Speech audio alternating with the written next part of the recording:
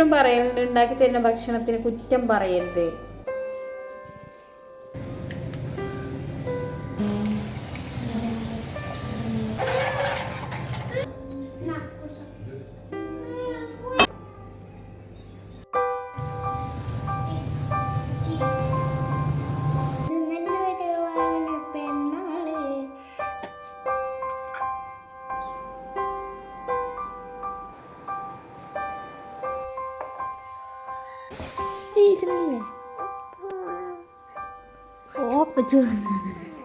Hello, അസ്സലാമു അലൈക്കും, welcome back. എന്തൊക്കെയുണ്ട് വിശേഷം?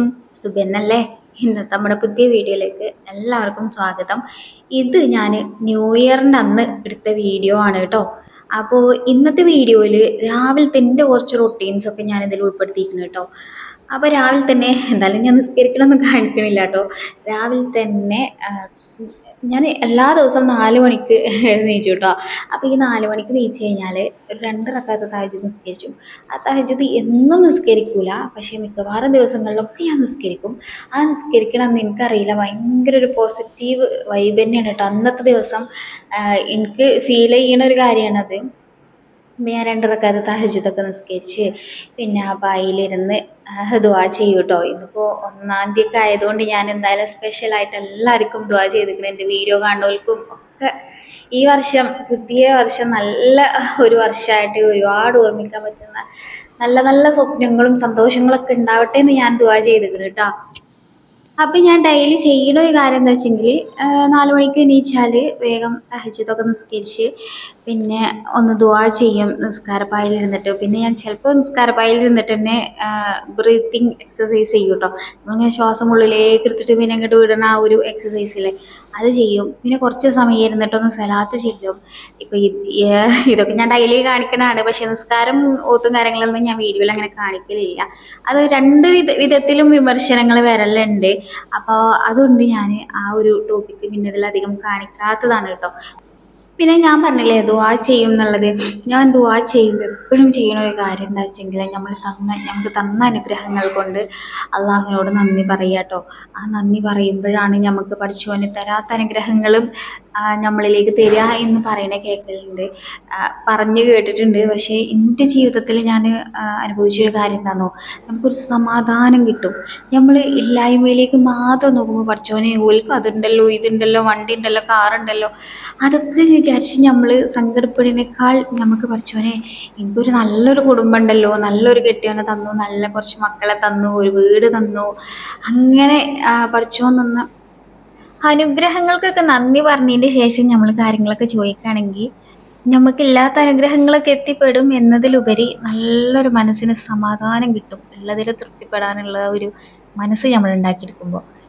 അങ്ങനെ ഞാൻ എൻ്റെ നിസ്കാരം കാര്യങ്ങളൊക്കെ കഴിഞ്ഞതിന് ശേഷം ഞാൻ വെള്ളം കിടക്കുക, എൻ്റെ ബുക്കൊക്കെ എടുത്തിട്ട് കുറച്ച് എഴുതാനുണ്ടാവും. എഴുതുക എന്ന് പറയുമ്പോൾ അന്നന്ന് ചെയ്യാനുള്ള ടു ഡു ലിസ്റ്റാണ് കേട്ടോ ഉണ്ടാക്കി വെക്കുക.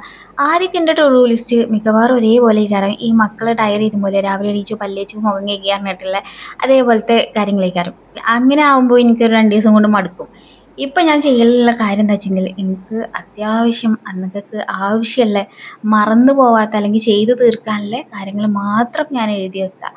അപ്പം ചിലപ്പോൾ വീഡിയോൻ്റെ എന്തെങ്കിലുമൊക്കെ കാര്യങ്ങൾ ഷൂട്ട് ചെയ്യാൻ ഉള്ളത് എന്തൊക്കെ ഇൻക്ലൂഡ് ചെയ്യണം എന്നുള്ളത് ഉണ്ടാവും. ചിലപ്പോൾ ഞാൻ വീഡിയോ എടുത്ത് വെച്ചിട്ട് ഒരു 4 ദിവസം കഴിഞ്ഞിട്ടേക്കാരം വോയിസ് ഓവർ കൊടുക്കുക.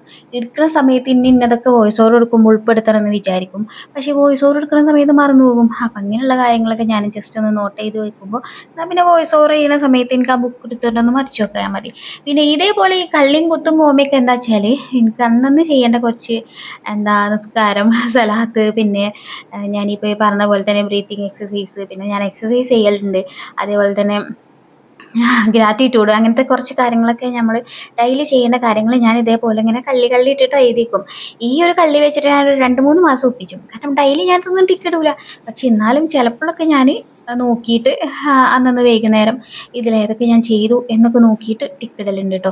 ഈ ഒരു നോട്ട്ബുക്ക് ഉണ്ടാകുക, നമ്മൾ അതിൽ കുറച്ച് കാര്യങ്ങളൊക്കെ എഴുതി വെക്കുക എന്നുള്ളത് നമുക്ക് ഓരോ ദിവസം എങ്ങനെയെങ്കിലുമൊക്കെ ആയിട്ട് ഇങ്ങോട്ട് ദിവസം കഴിയണില്ലാറെ നല്ലത്.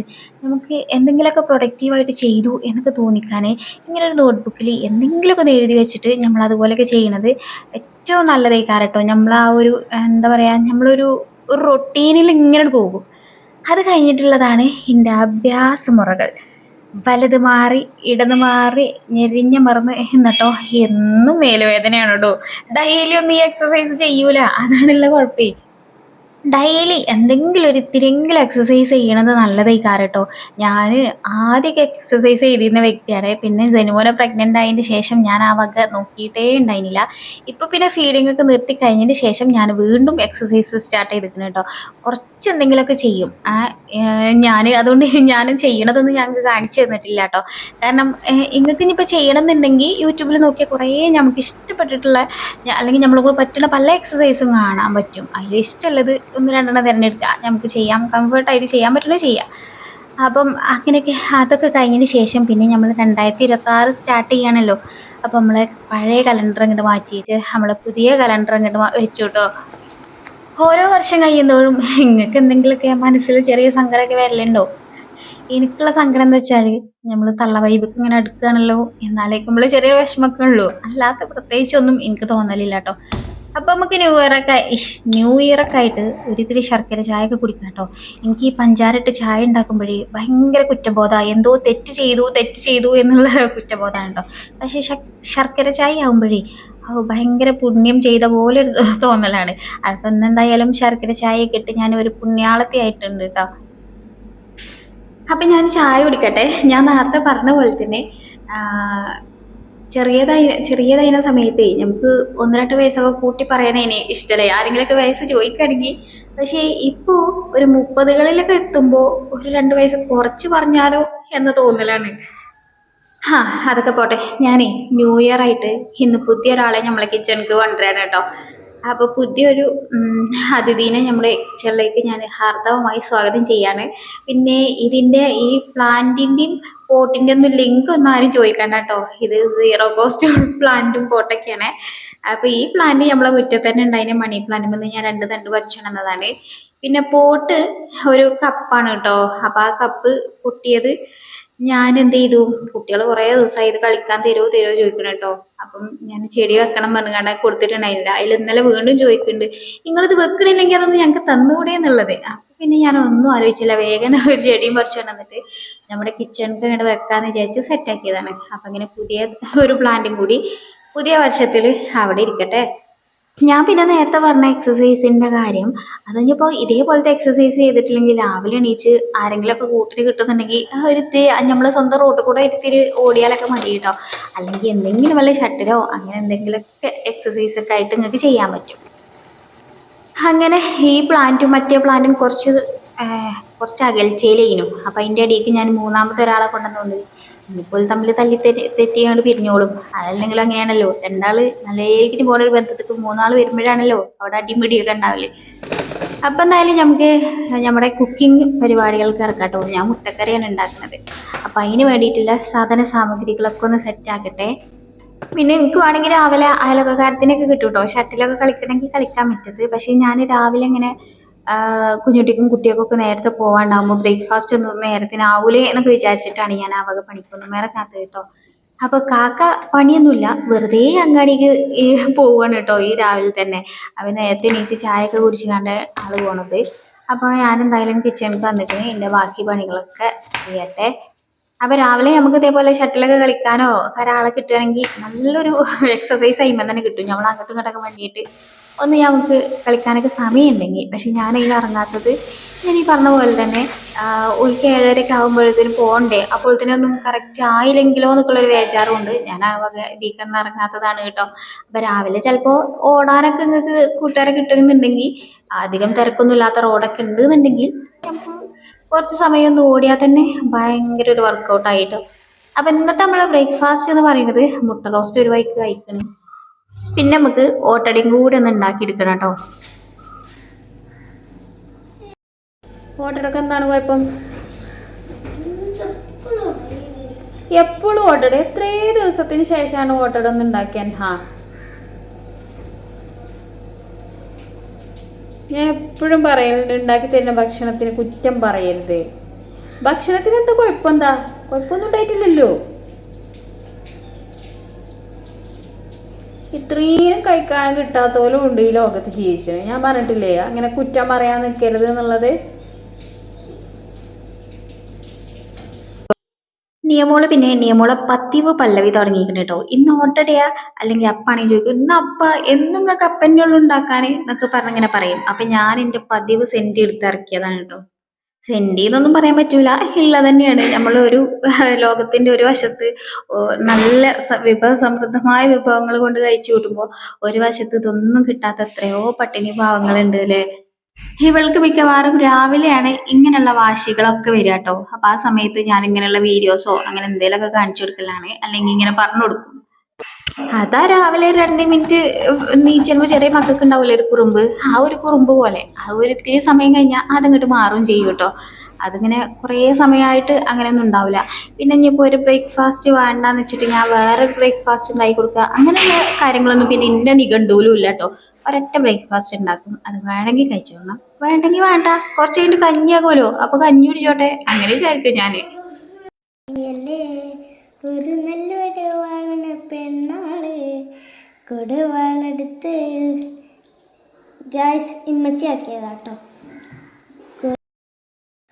അങ്ങനെ എനിക്ക് ഓട്ടട വേണ്ട എന്നൊക്കെ പറഞ്ഞ് രാവിലെ ഇവിടെ കച്ചറുണ്ടാക്കിയോളാണ് ഓട്ടടയും കറിയും ഒക്കെ പാർന്ന് കഴിക്കണത്.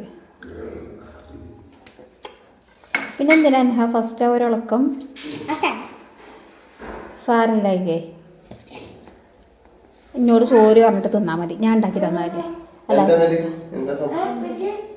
ഓളേ എന്റെ കുഞ്ഞുട്ടിക്കാണെങ്കിൽ ലീവുള്ള ദിവസം ഇപ്പം മക്കള് ഉറങ്ങണ കണ്ട ഒരു സമാധാനം ഉണ്ടാവില്ല കേട്ടോ. എന്തേലൊക്കെ കാട്ടിയിട്ട് ഓലോണത്തീറ്റേ ആളടങ്ങുള്ളൂ. ഇന്നിപ്പോ സേനക്കുട്ടനെ എണീച്ചിട്ടില്ല, അപ്പൊ ഓനെ ഉണർത്തുകയാണ് കേട്ടോ. മാണ്ട് ഉറങ്ങിക്കോട്ടെ, തണുപ്പല്ലേ.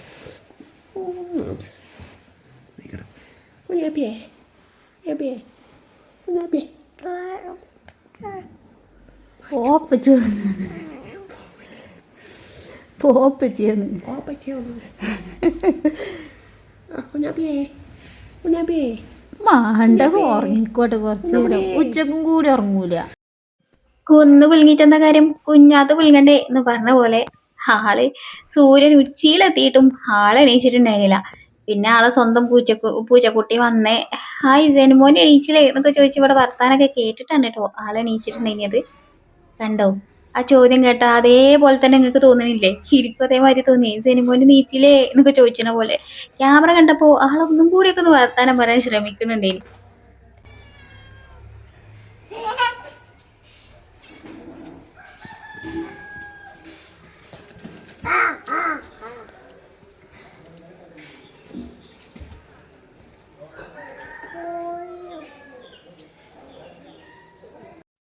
ഇല്ല അഭ്യാസ മുറകളൊക്കെ ഇറക്കി കഴിഞ്ഞിട്ടേ പോയോന്ന്. ആൾക്ക് ഇന്ന് ഇവിടെ നോക്കി ഇങ്ങനെ നിൽക്കലാണ് കേട്ടോ പണി. കാരണം നമ്മളെ തൊട്ടപ്പുറത്തെ വീടില്ലേ, ഇത് മെയിൻ വാർപ്പാണേ. അപ്പോൾ കുറേ ഭായിമാരും പിന്നെ അതിൻ്റെ ആ മെഷീനും കാര്യങ്ങളും ഒക്കെ വന്നിക്കണല്ലോ. അപ്പോൾ ഇവിടെ ഇങ്ങനെ നിന്ന് നോക്കി നിൽക്കണം കേട്ടോ ആള്. ന്യൂ ഇയർ ആയതുകൊണ്ട് ഇപ്പച്ചിക്ക് ലീവ് കഴിഞ്ഞു കേട്ടോ. അപ്പം ഞാൻ ചോദിച്ചേ ഈ ലീവുള്ള ദിവസം എന്തെങ്കിലുമൊക്കെ ഒരു സ്പെഷ്യൽ ഉണ്ടാക്കലുണ്ട് കേട്ടോ ഞാൻ. അപ്പം വീട്ടിലുള്ള ദിവസമാണല്ലോ ഓൽക്കും തന്നെ സമാധാനത്തിലുള്ള ചൂടോടുങ്ങനെ കഴിക്കാൻ പറ്റുക.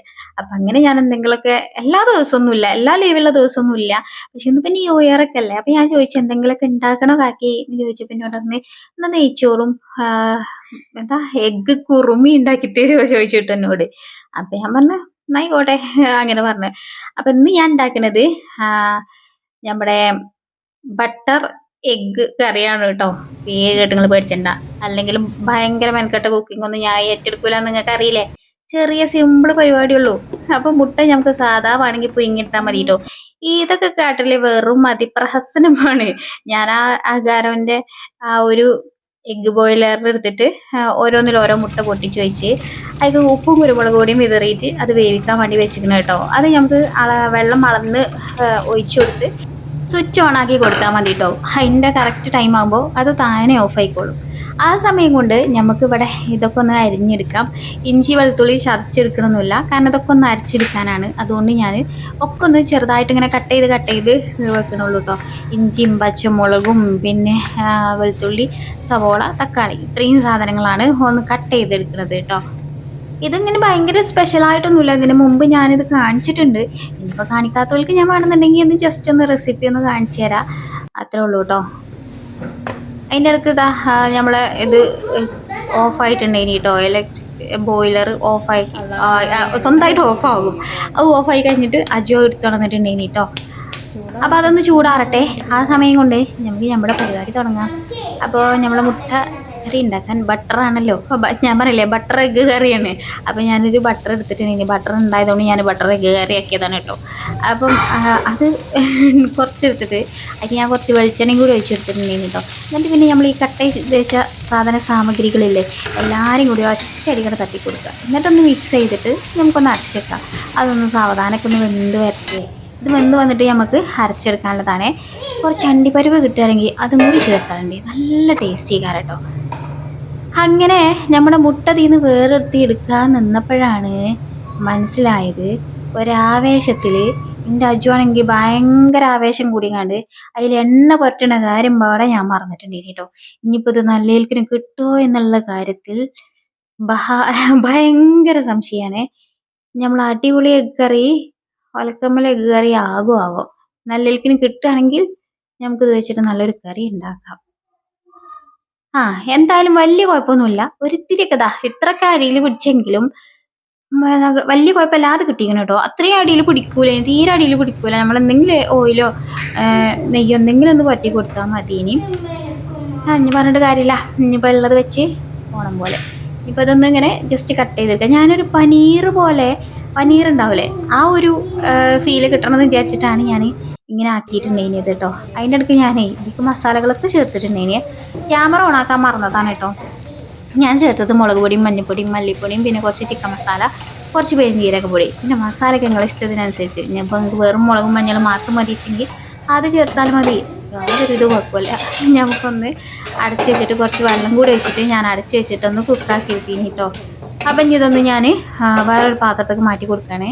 ഇത് ചൂടാറി കഴിഞ്ഞതിന് ശേഷം നമുക്ക് മിക്സിയിലിട്ടിട്ടൊന്ന് അരച്ചെടുക്കാനാണ് കേട്ടോ.